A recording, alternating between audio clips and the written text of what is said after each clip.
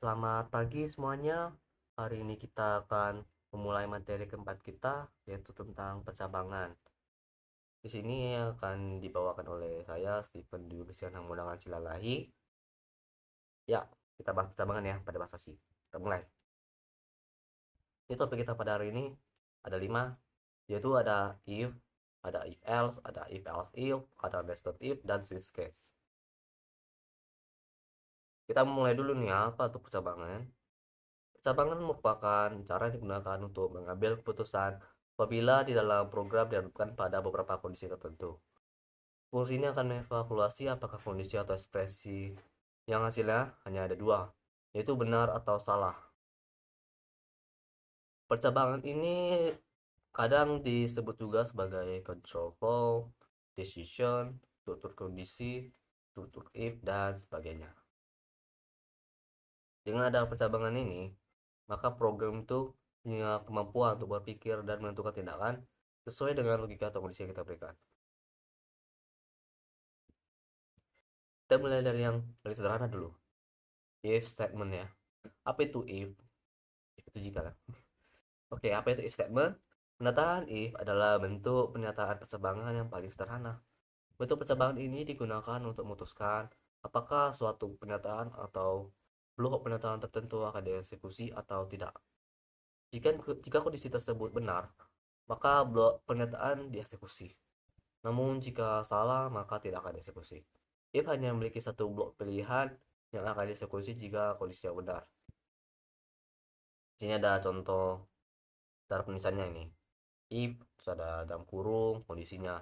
Ini kondisi setelah kalian mau buat apa gitu kan kondisinya.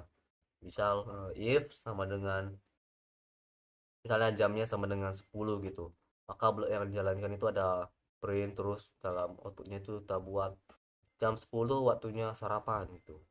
Ini ada flowchartnya kan. Jadi input kita akan dilihat didijikan ini kan apakah memenuhi syarat atau tidak. Jika memenuhi syarat maka dia akan berjalan terus ke sini jalankan proses yang maka ini. Jadi jika jam sama dengan 10 maka waktunya sarapan, dan jika nggak 10 ya dia akan lanjutin programnya aja gitu. Ini aku ada contoh kodenya ya. Sini aku membuat sebuah variabel number.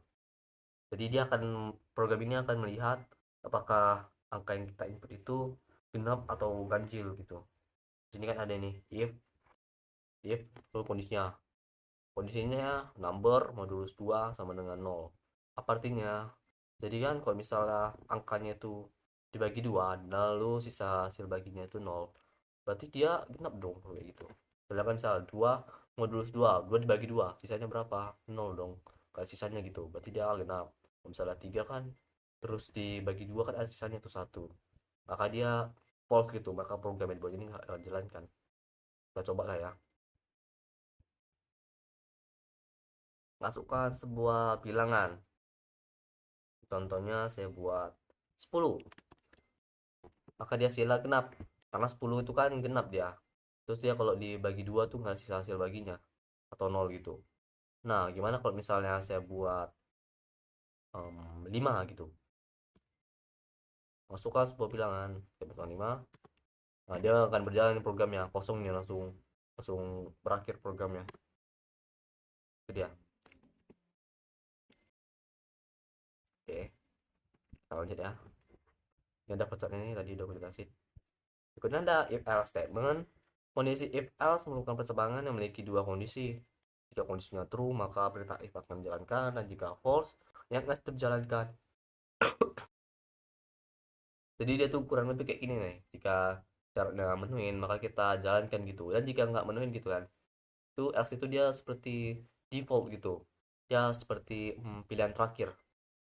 Jadi kalau misalnya nggak terpenuhi, ya yang else dia nih. Misal ujian kita A gitu nilainya, ya berarti kita lulus dong. Dan jika nggak A maka kita nggak lulus. Itu A terlalu tinggi sih. Ini ada cara penulisannya sama seperti sebelumnya, tapi di bawahnya ada else. Else ini dia nggak ada kondisinya karena yang gue bilang tadi itu memang udah pilihan terakhir gitu. Kalau misalnya yang else ini nggak ketemuin lagi ya nih, maka else ini yang jalan. Jadi gitu ya. Ini ada contohnya kok biar makin paham. Masih berhubungan dengan bilangan genap atau ganjil. Di sini kita lihat ada nih else-nya nih, pilihan terakhirnya nih. Jadi kalau misalnya setelah kita input itu kan dia bukan genap, kalau di program sebelumnya kan dia akan keluar tuh output. Nah kalau di sini dia keluar outputnya, tanggal tersebut adalah bilangan ganjil. Tes dulu ya, kita mulai dari genap. Berapa ya? 4. Kita buat 4 adalah bilangan genap. Kita buat ini misal 3. Dia keluar ini bilang 3 adalah bilangan ganjil. Kalau program sebelumnya kan nggak ada itu outputnya kalau kita buat ganjil. Jadi S ini yang ada kondisinya kan memang dia pilihan terakhir gitu. Kita lanjut. Oh ya, ini juga ada nih contoh flowchartnya, tidak aku jelasin ya. Berikutnya ada if else if statement. If else if statement merupakan sebuah struktur logika program yang didapat dengan cara menyambung beberapa kondisi if else menjadi sebuah kesatuan. Jika kondisi pertama tidak terpenuhi atau bernilai false, maka kode program akan lanjut ke kondisi if yang ada di bawahnya. Dan ternyata supaya tidak terpenuhi, maka lanjut lagi itu sampai ke if di bawahnya hingga dia akan ke block else atau terakhir gitu, yang terakhir. Nah, yang membedakan if else if dengan sebelumnya, ini kan cuma ada dua nih pilihannya. Yang if ini cuma ada satu pilihan, yang if else ada dua di pilihannya. Nah, yang if else if ini terbatas pilihannya. Mau kita buat 1000 kondisi gitu bisa, cuman ya berat nanti programnya sih kalau banyak itu ya. Ini contohnya ada if kondisi satu, ini setelah kita mau siapa di dalam kondisinya ini.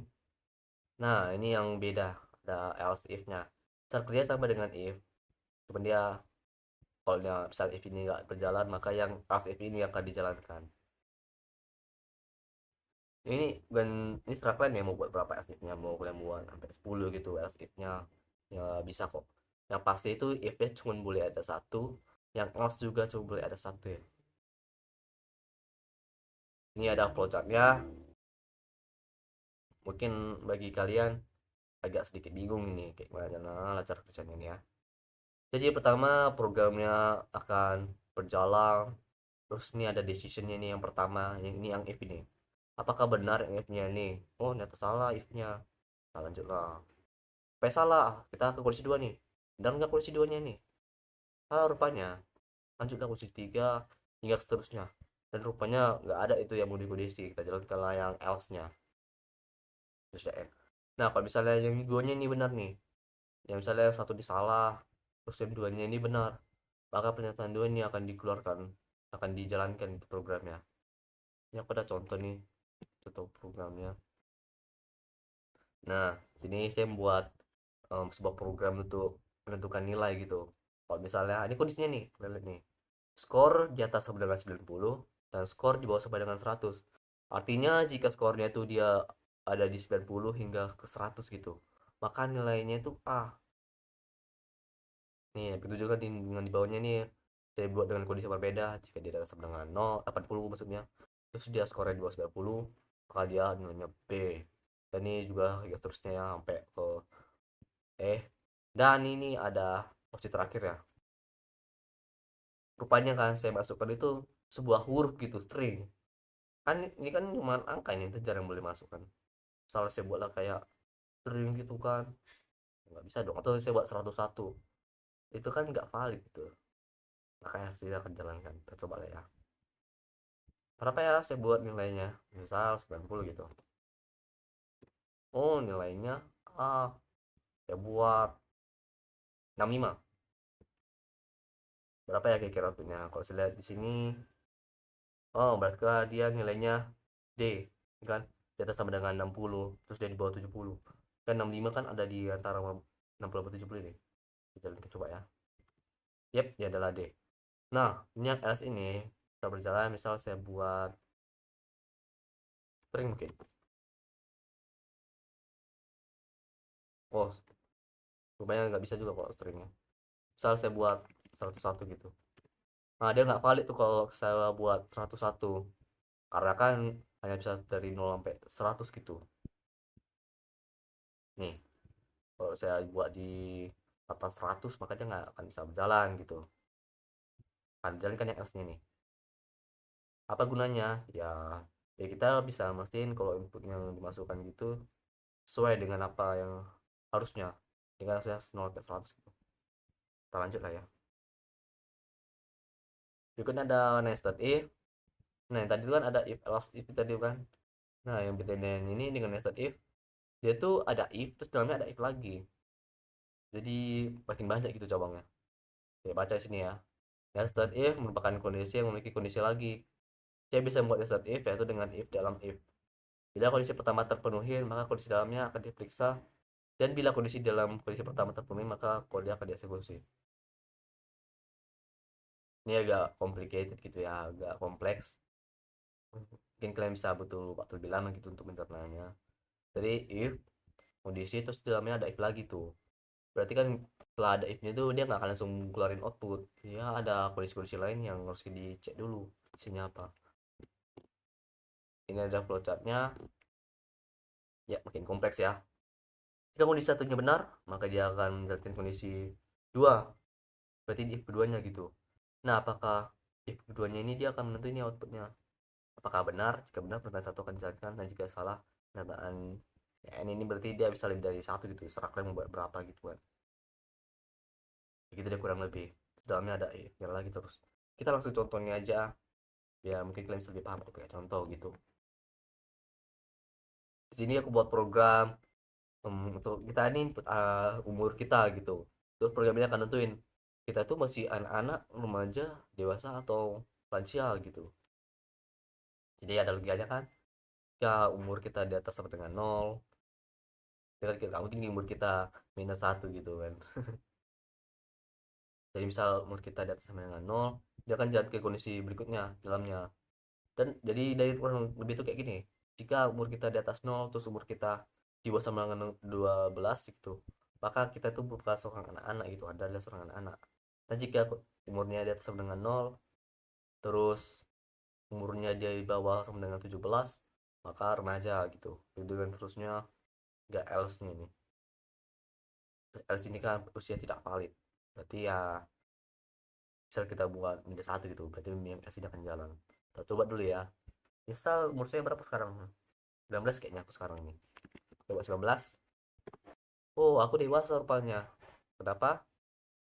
Karena ini jika umur aku kan udah di atas 17 ini, berarti ini ya false, berarti ya else if nya ini.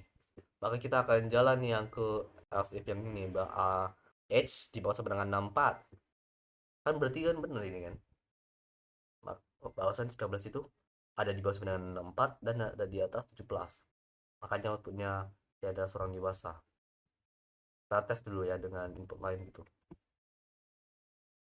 Berapa ya? Adik saya umurnya 14 sekarang. Oh, adik saya udah remaja rupanya. Oh ya, karena dia ada di bawah 17 terus dia umurnya di atas dari 12. Ya kayak gitulah kurang lebih ya cara kerja dari nested if. Kita lanjut. Berikut kita akan lanjut ke switch case. Switch case merupakan kondisi percabangan kode program di mana kita membandingkan isi sebuah variabel dengan beberapa nilai. Jika proses perbandingan tersebut menghasilkan nilai true, maka blok kode program akan dijalankan. Terus untuk dalamnya itu ada seperti break sama continue break. Ini tuh dia kalau misalnya program udah terpenuhi kan, dia nggak akan lanjut membaca ke sebelumnya, dia langsung berhenti programnya. Misal ada program untuk melihat umur gitu, saya buat umur 17 gitu kan tadi kan.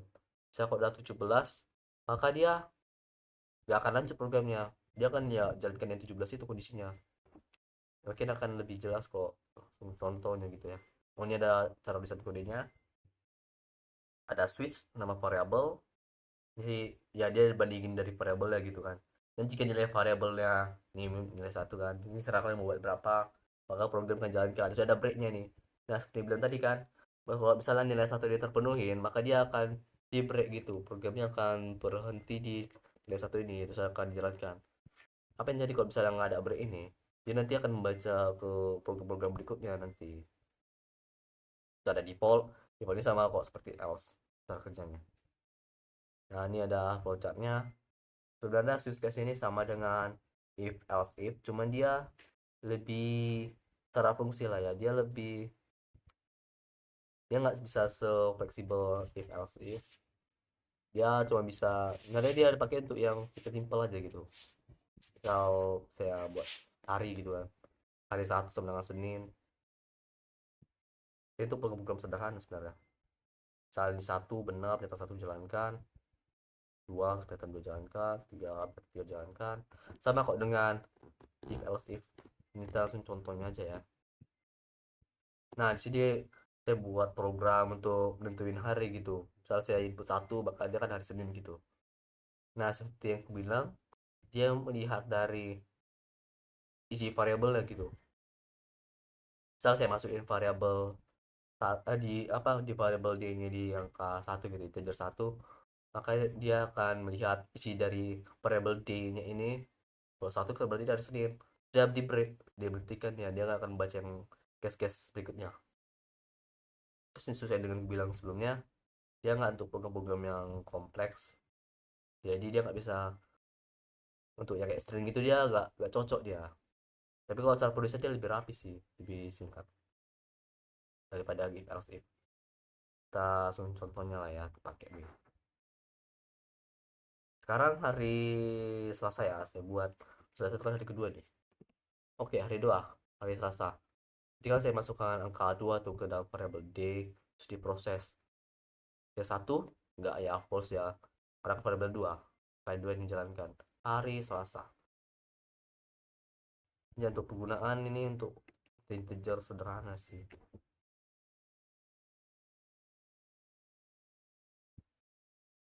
Oh, ini ada contohnya juga yang lain.